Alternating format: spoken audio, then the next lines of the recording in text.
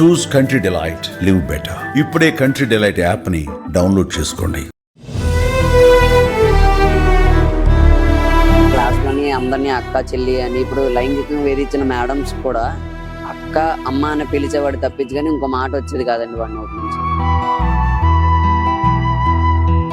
నా వల్ల కావట్లేదు సిద్ధు, ఏడ్ చెయ్యాలరా, నాకు ఒకటి ఆ మేడంని కొట్టేయాలని ఉంది, లేదా నేను చచ్చిపోవాలని ఉంది అని ఆ మాట మాత్రం అనడం.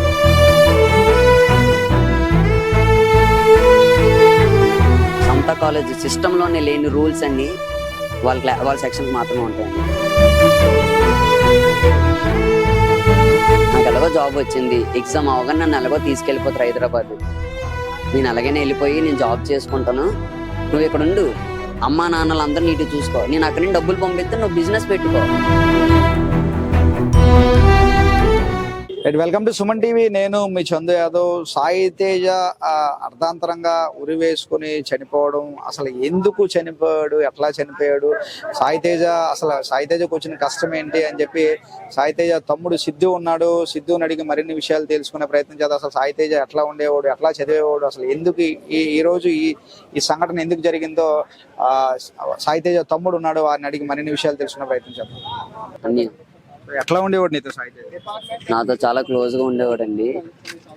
మంచి వ్యక్తి. కాలేజ్ లో ఒకరిని బ్యాడ్ గా బిహేవ్ చేయడం అనేది ఉండదు. అలాగని చదవని స్టూడెంట్ కూడా కాదు, మంచి టాప్ ర్యాంకర్ అండి. అలాగని క్లాస్ లోని అందరినీ అక్క చెల్లి అని, ఇప్పుడు లైంగికంగా వేధించిన మేడమ్స్ కూడా అక్క అమ్మ అని పిలిచేవాడు తప్పించి కానీ ఇంకో మాట వచ్చేది కాదండి వాడి నోటి నుంచి. ఇంట్లో నీతో ఎట్లా బిహేవ్ చేసేవాడు?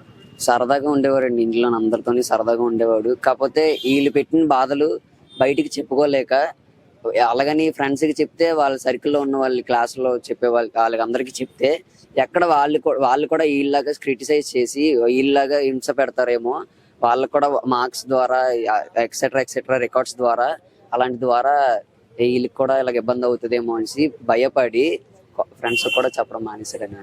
అప్పుడప్పుడు చెప్తూ ఉంటే లైక్లే, ఈ జనరేషన్ అలాంటిదే కదండి, లైక్లే ఏముంటది, ఏదో షోప్ కోసం చెప్పుకుంటాడేమో అని అనుకునేవాడిని.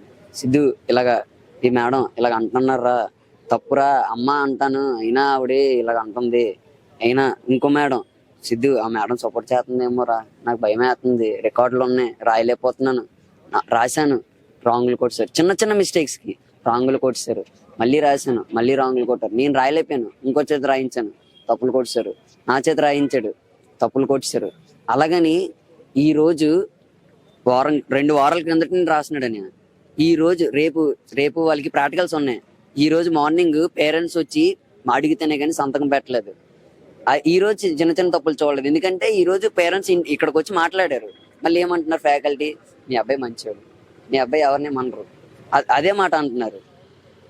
తప్పని అది మాత్రం వీడి వల్ల వీళ్ళ క్లాస్ వాళ్ళు కూడా సఫర్ అయ్యారు, ఈ ఫ్యాకల్టీ వీళ్ళిద్దరి వల్ల. అంటే ఫ్యాకల్టీ పేరు ఎప్పుడైనా సాయి తేజ అప్పుడు నీతో మాట్లాడుతున్నప్పుడు సాయి తేజ తమ్ముడు ఇలాగా ఆ ఫ్యాకల్టీ ఇలాగా క్రష్ అని చెప్పి ఎప్పుడైనా చెప్పేవాడు, ఇలా నా మీద ఇష్టపడుతున్నారా?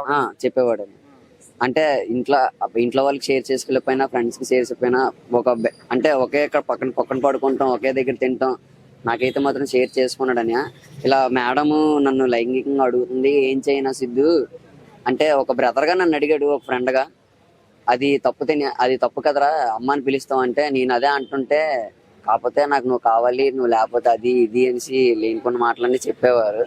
బట్ వీడు అమ్మ అని పిలిచిన తర్వాత మరి అలా చూడడానికి తప్పు అనేసి ఎన్నిసార్లు చెప్పినా సరే వీడు లొంగడు, వీడు ఇలా అయితే కాదు, వీడిని ఎలాగైనా లొంగించుకోవాలి అనే పరిస్థితి తీసుకొచ్చి ఈ రోజు ఈ మార్క్స్ కోసం అని, అంటే వీడు చదువు పరంగా టాపరు, కాకపోతే ఎగ్జామ్స్ టైంలో కొద్ది స్ట్రెస్ తీసుకొని ఓవర్ గా చదవడం, నిద్ర లేకుండా చదవడం, తినకుండా చదవడం అలాంటి చేసేవాడు. అదే ఆ విషయంలో ఈయన పట్టుకొని ఎలాగైనా ఏదో చెయ్యాలి అనేసి పట్టుపట్టి ఆ ఇద్దరు మేడమ్స్ కూడా ఇలా చేశారని. ఇద్దరు మేడమ్స్ లో ఇద్దరు కూడా అట్లనే లైంగికంగా వేధించారు, ఒకరికొకరు సపోర్ట్ చేసి, ఒకళ్ళు లైంగికంగా వేధిస్తే లొంగలేదనేసి ఆ మేడం సపోర్ట్ తో ఇంకో మేడం ఇలా మార్క్స్ ద్వారా ఇలా అంటే డైరెక్ట్ గా చేసామంటే ఈ మేడం లొంగలేదు కాబట్టి ఇలా చేశారని అనుకుంటారని ఇంకో మేడం ద్వారా చేయించారని. వాళ్ళ పేర్లు ఏంటి? ఒక్కడైతే పాయింట్ అవుట్ అయిపోతారనేసి రీసెంట్లీ ఒక 2 days బ్యాక్ దాకా వాళ్ళ క్లాస్ లో 4 దాకా కలెక్షన్ చేయలేదు రికార్డ్స్ అనేది. అందరికీ అయిపోయినా సరే ఈ అబ్బాయికి ఈ రోజు దాకా చేయలేదు. ఈ అబ్బాయికి రేపే ప్రాక్టికల్స్. సో ఆ మేడం పేర్లు అది నీతో షేర్ చేసుకునేవాడే బ్రదర్? షేర్ చేసుకునేవాడని. సో నీతో చెప్పినప్పుడు నువ్వేం చెప్పేవాడివి? ఒక యాజ్ ఏ మగాడిగా ఎవరైనా సరే ఇంకో వ్యక్తిగా అయితే మాత్రం అంటే తప్పుగా మాట్లాడుతున్నాను అనుకోకండి, ఈ టైంలో అలాగనే మాట్లాడతారు ఎవరైనా సరే. వాడికి మాత్రం నేను బెస్ట్ సజెషన్ ఒకటి ఇచ్చాను. ఒకటి, నువ్వు ఎగ్జామ్లు అయిపోని, నీది లాస్ట్ సెమిస్టర్, ఇంటర్వ్యూకి వెళ్ళాను అన్నో, జాబ్ వస్తుంది అన్నో, నువ్వు ఏది కష్టమైనా పర్లేదు నేను చూసుకుంటాను, డబ్బులు అవుతాయా ఎంతైనా పర్లేదు, అప్పు చేసా నేను చేస్తాను, నేను ఏదో ఒకటి కష్టపడతాను, నాన్నకి చెప్తావా చెప్పు, ఇలాగవుతుంది నాన్న అంటే నాన్న ఎలా రియాక్ట్ అవుతాడో, అక్కడికి వెళ్ళి గోల్ పెట్టేస్తే మళ్ళీ నన్నే పాయింట్అవుట్ చేసి నన్ను ఎగ్జామ్లు రాయనివరేమో, ఎగ్జామ్లో కూడా ఇంటర్నల్స్ లో కూడా మార్కులు చేతులు పెట్టి నన్ను ఇంకా క్రిటిసైజ్ చేస్తారు. ఒకవేళ ఫెయిల్ అయ్యానంటే నా వల్ల కాదు, నేను చదవలేను. ఇప్పటికీ చాలా బాధలు పడ్డాను. ఇంతవరకు రాశాను, ఇంతవరకు చేశాను, అది చేశాను, ఇది చేశాను, ఇలా చేశాను, అలా చేశాను, ఇంత డబ్బులు ఖర్చు పెట్టాను, ఇంత బుక్కులు కొన్నాను, ఇంత రికార్డులు రాశాను, అయినా నా వల్ల కావట్లేదు. నేను నైట్ కూడా అలాగే బాధపడ్డాడని, నా వల్ల కావట్లేదు సిద్ధు, ఏడ్ చెయ్యాలరా నాకు. ఒకటి, ఆ మేడంని కొట్టియలేనని ఉంది, లేదా నేను చచ్చిపోలేని ఉంది అని ఆ మాట మాత్రం అన్నాడని. ఎందుకురా అంత బాధపడుతున్నావు, కావాలంటే రేపు మార్నింగ్ నేను వచ్చి మాట్లాడతాను అంటే నువ్వు నీ మాట చల్లదురా, నువ్వు చదువుకున్నాడువే, నీకు కాలేజ్ ఉంటది, నీకు ఎగ్జామ్స్ ఉన్నాయి, నువ్వు చదువుకోరా, అమ్మ నాన్నలు పంపిస్తాను అనేసి నన్ను కాలేజ్కి పంపిస్తాడని. యాజ్ యూజువల్ గా మా చెల్లి కూడా అలాగే వెళ్ళిపోయింది. మా అమ్మ నాన్న మావయ్యని కాలేజీకి పంపించి అగత్యం చేసుకున్నాడు. ఇదంతా ఎప్పటి నుంచి జరుగుతుంది అసలు? ఇది స్టార్ట్ అయిందంటే 4th సెమిస్టర్ నుంచి స్టార్ట్ అయిందండి. ఇప్పుడు మా అన్నయ్య 5th సెమిస్టర్. 4th సెమిస్టర్ లో స్టార్టింగ్ కాబట్టి అలా హ్యాండిల్ చేసి 4th సెమిస్టర్ ఎలాగో పాస్ అయిపోయాడు. ఎలాగో ఈ స్టూడెంట్ ఇలా అయితే అవ్వదనేసి వాళ్ళిద్దరు అనుకున్న ప్లానింగ్ ప్రకారం ఇలా అయితే ఈ స్టూడెంట్ లొంగడు అని చెప్పి రోజుకో టెస్ట్ కింద క్లాస్ అందరికి పెట్టేవారు. పనిష్మెంట్ ఒక్కడికి ఇస్తే పాయింట్ అవుట్ అవుతారనేసి క్లాస్ అందరికి పెట్టేవారు. సమతా కాలేజ్ సిస్టమ్ లోనే లేని రూల్స్ అన్ని వాళ్ళ సెక్షన్ కి మాత్రమే ఉంటాయని.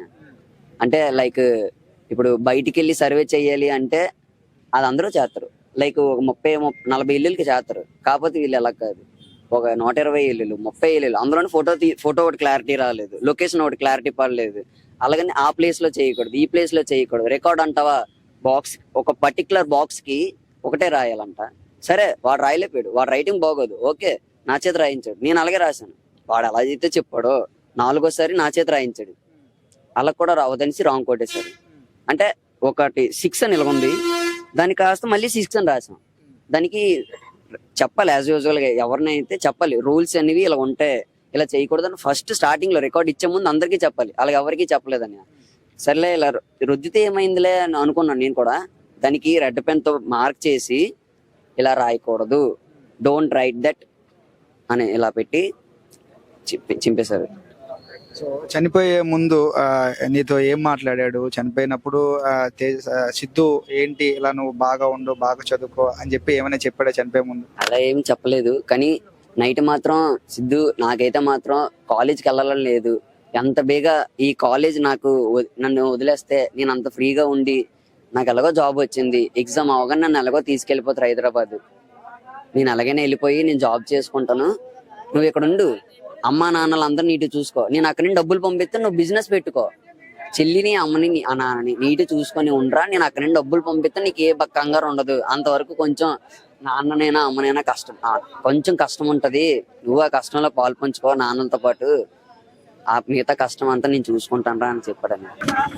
సో మంచిగా అంటే ఫ్యూచర్ కూడా ఎంత నీట్ గా ప్లాన్ చేసుకున్నాడంటే సాయితేజ హైదరాబాద్ వెళ్ళి జాబ్ చేసి తల్లిదండ్రుల కష్టాలు తెలిసిన వ్యక్తి. సో నేను హైదరాబాద్ వెళ్ళి ఉద్యోగం చేసి నీకు డబ్బులు పంపిస్తాను సిద్ధు, చూసుకో నీట్ గా తల్లిదండ్రులు చూసుకో అంటూ కూడా చెప్పి ఈ రోజు ఆ ఇంటికి పెద్ద దిక్కులో ఉండేటటువంటి వాడు నాతో చాలా సరదాగా ఉండేవాడు అన్నయ్య. ఈ రోజు టీచర్లు చేసిన పనికి ఈ రోజు మా మధ్య లేకుండా పోయాడు. ఈ రోజు నిజంగా చెప్పడానికి కూడా మాటలు రావట్లేదు. అంటే ఒక తమ్ముడు అంటే ఎంత మంచిగా చదివినటువంటి స్టూడెంట్స్ ఇలా దూరం అవుతాడని ఎవరు కూడా ఎక్స్పెక్ట్ చేయలేదు. ఈ రోజు కూడా తమ్ముడు కూడా ఎక్స్పెక్ట్ చేసి ఉంటాడు సిద్ధు. సో చనిపోయే ముందు కూడా నీట్గా చూసుకో, అమ్మా నాన్నల కష్టం తెలిసిన వాళ్ళు వాళ్ళ కష్టాల్లో పాలు పంచుకో, వారితో చేదోడు వాదోడుగా ఉండు, అమ్మా నాన్నలకు సపోర్ట్ చేయి అంటూ కూడా చెప్పి ఈరోజు తన తనువుని అర్ధాంతరంగా చాలించాడు. ఇటువంటి ఘటనలు జరగకుండా ప్రతి ఒక్కరూ బాధ్యత తీసుకోవాలి. కళాశాల అంటే కూడా విద్యాబుద్ధులు నేర్పించాలి. విద్యాబుద్ధులు నేర్పించకుండా కొంతమంది ఇటువంటి కీచక ఉపాధ్యాయురాలు ఉండడం వల్ల సమాజానికే చెడ్డ పేరు. ఒక చేతికి అందొచ్చిన కొడుకు దూరమైన కుటుంబ సభ్యులంతా కూడా బాధపడుతున్నారు. ఇటువంటి ఘటనలు జరగకుండా ప్రతి ఒక్కరు కూడా బాధ్యత తీసుకోవాలి.